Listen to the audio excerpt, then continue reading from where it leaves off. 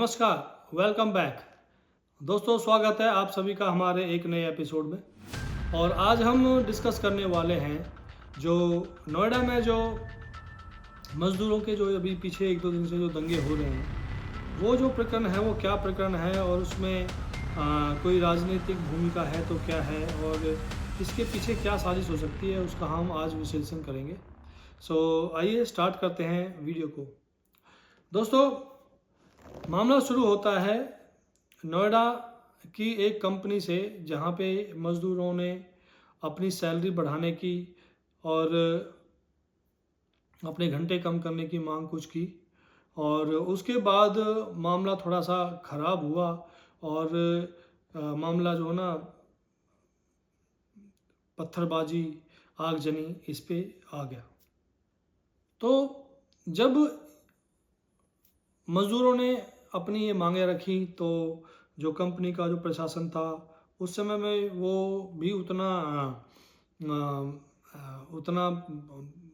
Active कहें या उतना, तो जब ये मामला फिर जब तूल पकड़ा और जो मज़दूरों ने अपनी मांगें जो कंपनी के प्रशासन के सामने रखी, तो कंपनी का प्रशासन भी उतना उसको कंपनी के प्रशासन को भी इतना पता नहीं था कि भाई ये मामला इतना बड़ा तूल पकड़ लेगा और इस तरह से इसके पीछे राजनीति भी गहराए जाने लगेगी।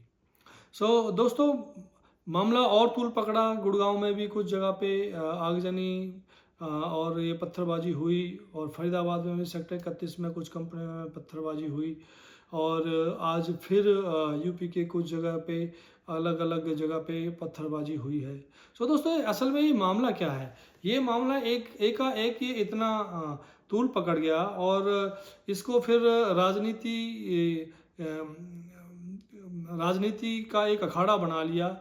वहाँ पे आप जो जितने भी ये विपक्ष के लेफ्ट पार्टियां हैं वो सारे वहाँ पे उनके पास पहुँचने लगे, ट्वीट करने लगे, पप्पू से लेके टेढ़ी नाक और बाकी सब लोग इनके पक्ष में आ गए। अभी मामला पता चला है कि जो पुलिस ने जो सूचना दिया या पुलिस ने जो बताया है, इसमें बहुत सारे 50 से लेके 100 व्हाट्सएप ग्रुप बने और उनमें और जो बाकी और भी अकाउंट सोशल मीडिया पे बने, उन्होंने फेक वीडियो, फेक ऑडियो फैलाना शुरू किया। और जैसे ये फेक वीडियो अबाउट मतलब कि भाई मजदूर मारे जा रहे हैं और पुलिस ने इतने मजदूर मार दिए और ये हो गया और वो हो गया, झूठी कहानी बनाकर सोशल मीडिया में स्प्रेड किया और इस मामले को बहुत ज़्यादा ही तूल दे दिया। और साथ में ये भी पता लगा कि भाई नोएडा की एक सोसाइटी में वहाँ की जो काम करने वाली औरतें थी ना, वो भी सारी रास्ते पे आ गई, सड़क पे आ गई। कैसे आ गई? और जो उन्होंने भी पत्थरबाजी शुरू कर दी। लेकिन इस मामले में एक चीज़ अलग से पता लगी है कि पुलिस बता रही है कि जो लोग सही में जो मजदूर हैं वो लोग मोस्टली इस चीज़ में इन्वॉल्व नहीं है।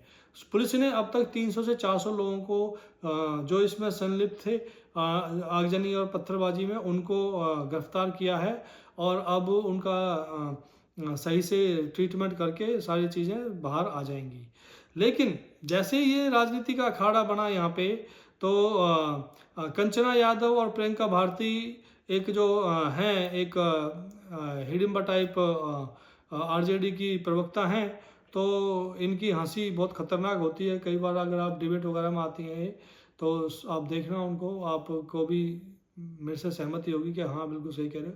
तो इन लोगों ने भी एक फेक वीडियो अपने सोशल मीडिया से पोस्ट किया, उसको शेयर किया और इसके चलते इन पर योगी जी का डंडा जो है ना वो चल गया है।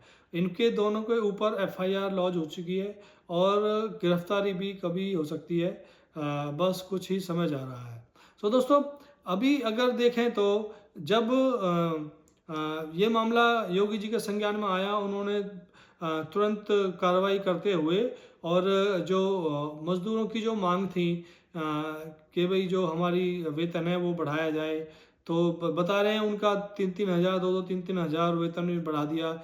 जो उनकी डिमांड थी 11,000 से 13,500 कर दिया और छुट्टी भी कर दी और ओवर टाइम संडे को डबल मिलेगा। वो सारी मांगें उनकी मांग ली और उसके बावजूद भी फिर ये क्यों हंगामा भाई? हैं। तो इस बात को योगी जी ने बोला कि भाई तुम्हारी मांगा मांग लिए, फिर क्या हंगामा है। तो दोस्तों इस बात के पीछे जो पुलिस प्रशासन है बहुत सख्त है, और इसमें कुछ बहुत ही बड़ी साजिश नज़र आ रही है। तो अगर मैं आपको एक चीज़ और भी बता रहा हूँ, देखो ये जो TCS का मामला अभी हुआ है, और जो खेड़ा ने जो ये प्रकरण किया है वो फर्जी पासपोर्ट का, और जो ये नोएडा का ये जो दंगा अभी कहेंगे, जो भी मजदूरों के द्वारा जो ये करवाया जा रहा है या किया जा रहा है, ये सारे सुनियोजित हैं, ये प्रायोजित हैं, और ये सारे करवाए जा रहे हैं।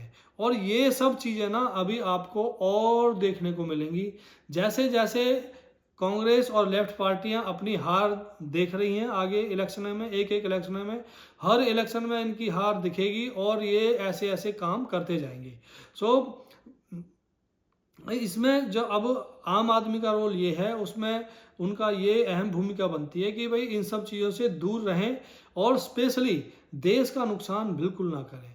ये तो एकदम से मैं कहूँगा कि बुद्धिहीनता और अज्ञानता है कि भाई तुम शांतिपूर्वक अपना प्रदर्शन कर सकते हो, वो हमारा संविधान और सरकार हमें उसका राइट्स देती है, लेकिन चीज़ों को तोड़ना, आगजनी करना, लोगों को मारना, गाड़ियों को जलाना, ये कौन सा संविधान कहता है, या ये कहाँ से तुमको ये अधिकार दिए गए हैं? इसमें चाहे कोई भी है, अगर इस चीज़ में तुमको मालूम है कि भाई इस चीज़ में अगर बाहरी तत्व आ गए हैं या हाईजैक हो गया है तुम्हारा ये आंदोलन जो भी है, तो फिर तुम इसमें इन्वॉल्व क्यों हो?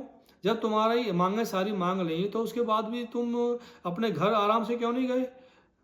अगर देखो, अगर शासन व्यवस्था को बनाए रखना और चलाने के लिए सुचारू रूप से प्रशासन जिम्मेदार होता है, और वो प्रशासन एज पर स्थिति देख के वो किसी भी लेवल तक जा सकता है, कोई भी डिसीजन ले सकता है। अगर कल को गोलियां चलेंगी, लठ बजाएगा, राइट, और उस गोलीबाजी में 5 निर्दोष मारे जाएंगे, 2 दोषी मारे जाएंगे, ठीक है, तो जो भी दोषी मरे या निर्दोषी मरे, जान तो जाएगी ना, ठीक है।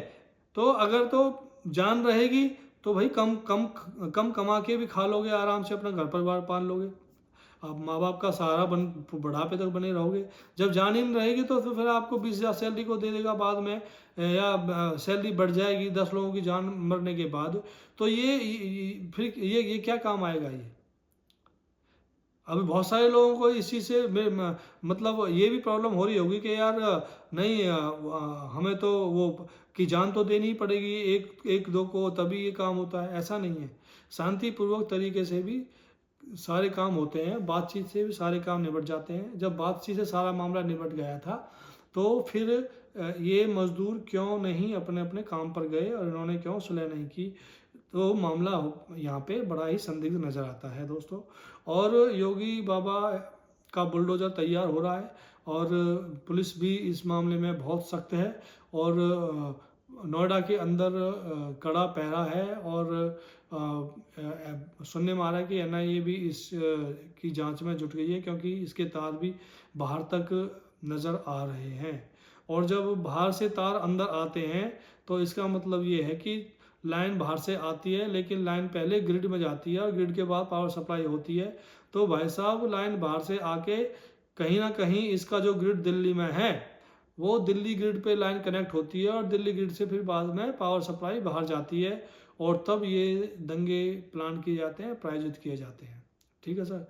सो दोस्तों, मैं तो आपसे यही कहूँगा कि भाई आप इन सब चीज़ों से दूर रहें, आप अपने जीवन को सही ढंग से जिएं, ये सब ना करें, और सबसे बड़ी देश का नाश ना करें, देश का नुकसान ना करें, क्योंकि कहीं ना कहीं तक उसकी भरपाई पूरे देश को करनी पड़ती है, सभी को करनी पड़ती है, और इसका खामियाजा आपको भी भुगतना पड़ेगा, या तो आपकी अपनी किसी लोगों की जान देकर, या जो लोग पकड़े गए हैं जितना भी खर्चा पानी हुआ है, बाबा पता है, पोस्टर लगा के सारी इन सब चीज़ों से भरवा लेंगे, और उसके बाद ऐसा बैठाएंगे कि अगले 2-3 पीढ़ियाँ जो है ना नौकरी करने के लिए रेडी नहीं होंगी। ठीक है, तो इसी नोट के साथ आपसे लेते हैं विदा, और मिलते हैं एक दूसरे वीडियो में। तब तक के लिए बहुत बहुत धन्यवाद।